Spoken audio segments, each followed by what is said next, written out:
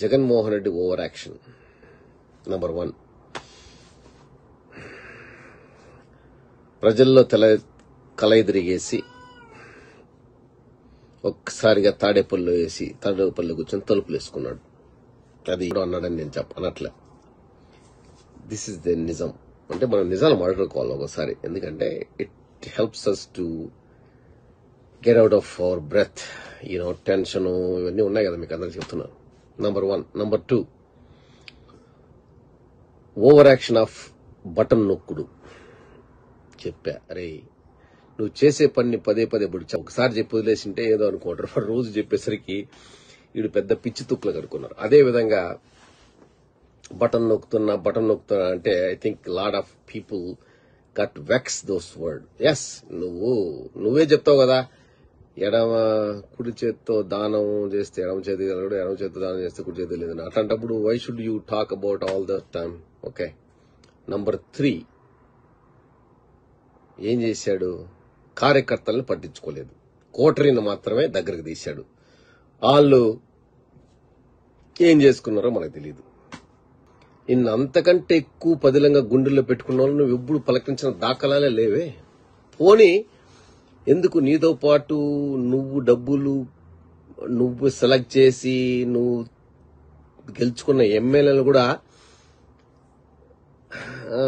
పట్టించుకున్న పాపను పోలేదు కదా. ఎవరికో వదిలేసావు. ఎవరో some X in the office, వాళ్ళు నానా పడిగాపులు కాసి నిన్ను కలవలేక నీకు చెప్పుకోలేక వెళ్ళిపోయిన వాళ్ళు చాలా మంది ఉన్నారు. అదేవిధంగా కార్యకర్తలు కూడా వాళ్ళేమి నిన్ను మణులు, మాణిక్యాలు, వజ్రాలు, వైడూర్యాలు అడగలేదు, భుజకీర్తులు అడగలే. కనీసం మాట పలకరింపు. అదేదో నువ్వు ఒక్కడివే ఏదో పెద్ద సాక్షాత్ సత్యహరిశ్చంద్ర టైపులో ఏమే. Yes, that's good. ఇప్పుడు నువ్వు, మీ నాన్న, మీ ఫ్యామిలీ, నీ కష్టం, దాన్ని ఎవరూ శంకించడం లేదు. కానీ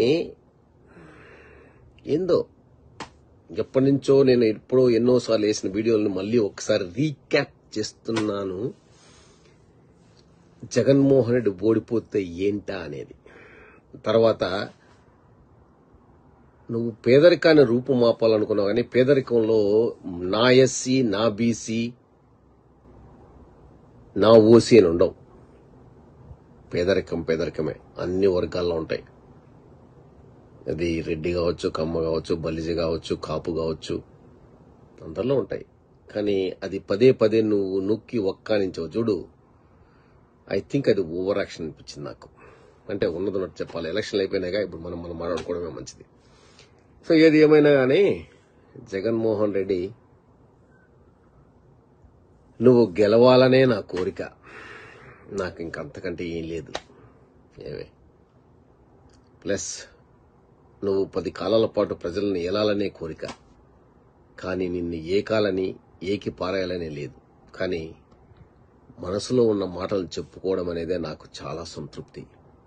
నిన్ను మించిన నేను ఏ వీరుణ్ణి చూడలేదు. నువ్వే జగదేక వీరుడు పాలిటిక్స్ లో.